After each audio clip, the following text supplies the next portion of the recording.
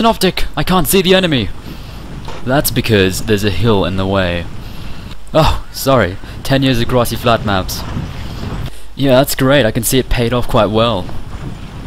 Oh shush, Synoptic. We all know grassy flat maps show the greatest of skill. Right, before I vomit, can you please go through the tactics? Well, we need to send someone over to find out what we're up against. Well, that's easy. Send the meat shield.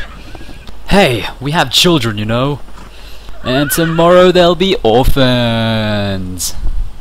Ho ho, you tell those peasants. Will you send those letters to our loved ones as you promised, Synoptic? Oh yeah, man, definitely. I'm on it right away. Oh, Synoptic, you are such a naughty liar. What are we going to do with all those letters? Oh, I got it. Paper aeroplanes. Oh, I got it. Whoever throws their plane the furthest wins a prize. Oh my god. Who's excited? Synoptic's excited. Where you been all my life? This is Synoptic and I'm posting a 2 vs 2 battle on Syrian Ridge. I'm playing as the Dutch again. Apologies for that, but this battle took place about 3 weeks prior to previous post. I'm playing with Bushranger, he's playing as Sweden. IMP Eisenko is also using Sweden, and WOC Gapsio is playing as Prussia.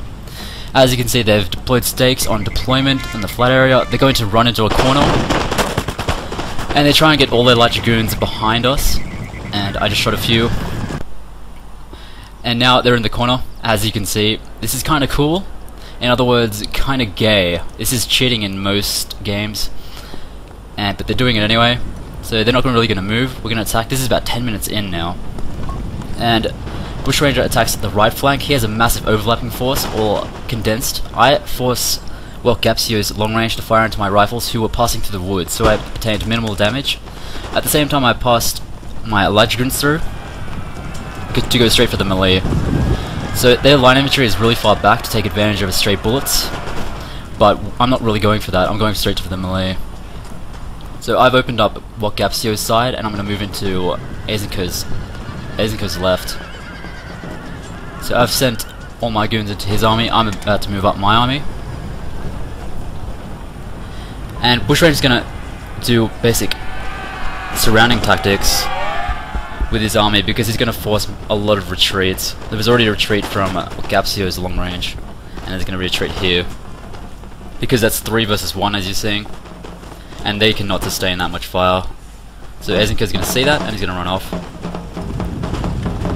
So the problem with the corners is the amount of fire they get off, and you can't really get to the rear, so you have to bust and make holes for yourself. You have to make the vulnerabilities. So here comes all my cav. They're all coming in now, and follow through by line infantry. Also take note of where we're attacking.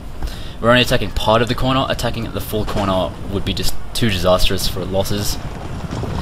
And as I previously said, they passed their light dragoons way long ago. They have 6, 3 each. So I set the rules as no artillery and maximum 3 light dragoons. All me and the other team have 3 light dragoons, whereas Bushranger is experimenting with normal dragoons. As you can see here, we've only attacked part of the corner. This is going to force reallocation with their main army, and the objective here is to kill as much as we can before they can come back. And because they're reallocating, they're going to be forced into a bottleneck. 300 much? I think so. So they won't be able to fully utilize their army in these small bottlenecks, so they'll be doing double and even triple line formation. This is Bushranger's army. As we saw with the retreat of Eisenko, he can continue to envelop. However, there's a massive force of light dragoons, which I stated before, which can be quite devastating, as we're going to see. Here comes my reinforcing cavalry force, trying to do what I can to support Bushranger's fight. Because when you are surrounding, you can leave a lot of your sides vulnerable for attack. And I'm trying to make as many kills as possible. Before I was charging my light dragoons into line infantry for disruption purposes, although they have double and even triple line fire, which will decimate my light dragoons. And here come those goons. This is crazy. And with all those goons, they can cause so much destruction because there's 6 of them. So they all get a shot off and then charge, and there's a morale damage from getting hit in the rear, etc. So there's my attack for disruption. And now here's the massive mounds of large dragoons. This is huge unit settings, large cache. So lots and lots of corpses will fill the field quite quickly. And that's... Bushranger has the blue outline, Eisenker has the red outline, so it's completely encircled. If he stays in this for much longer, he would have died. There's just way too mumuch fire.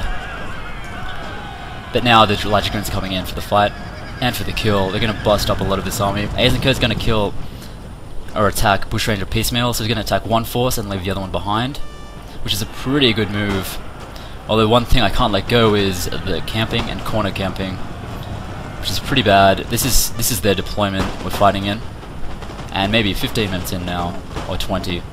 And I've created a massive kill zone. You can see Gapsio is trying to reinforce areas where there's already filled with corpses, and he'll have to keep reinforcing this area because this is all I'm going to give him. I've taken the part of the woodland as well, and this is Eisenker's push against Bushranger's far army on the red line.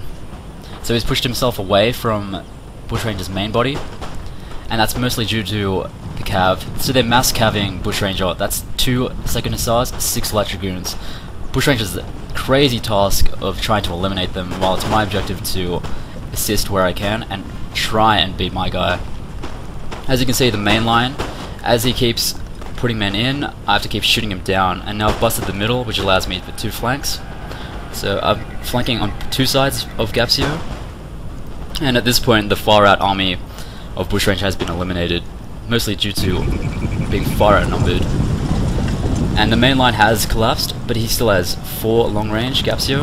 I'm going to push them out with my line infantry, and I'm going to start using isolation tactics. Bushranger is realigned with me, and I think there are 2 light dragoons left, so Bushranger did a very good job of eliminating them. They dropped quite quickly due to their low morale. Bushranger sees an opening here. On Eisenker's left, it's very vulnerable. 2 units of heavily depleted line infantry coupled with long range on their side will not do much damage to 2 full units of line infantry, and you can hear them just firing away. He's going to blast the right flank, and that's the last of the large dragoons. They tried to attack me, but here I gave them a taste of their own medicine with double line fire, so line infantry behind the main line. And with the isolation tactics, I was able to flank his main body, so the long range units were left behind as I just ignored them. And on this map, I don't know why this map, but long range seems to get tired very quickly in their squat formation, which is the skirmish doctrine. So I think it's due to the heat fatigue. However, even line infantry does not get as tired, it's just the long range. And I'm going to capitalize on that quite a bit. It's going to take very long for Gapsio to come back into this fight, as you can see. There's 4 of them there. He can't come back. So we're practically double teaming Eisenker now. So initial double team on Bushranger, turned around, double team them back. Here's my general's bodyguard in the late game section, which can be quite devastating.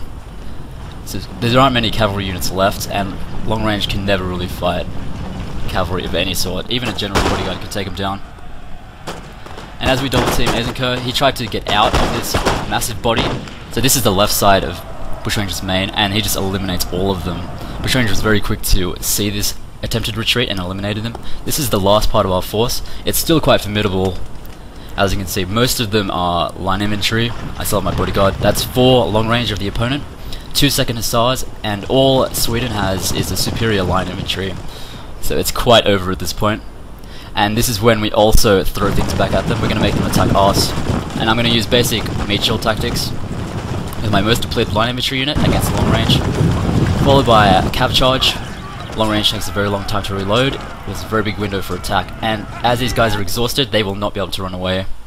So that's a very good game, although they didn't happen to say good game to us. So good game to Bushranger. He's in my place at the top. Thanks for watching.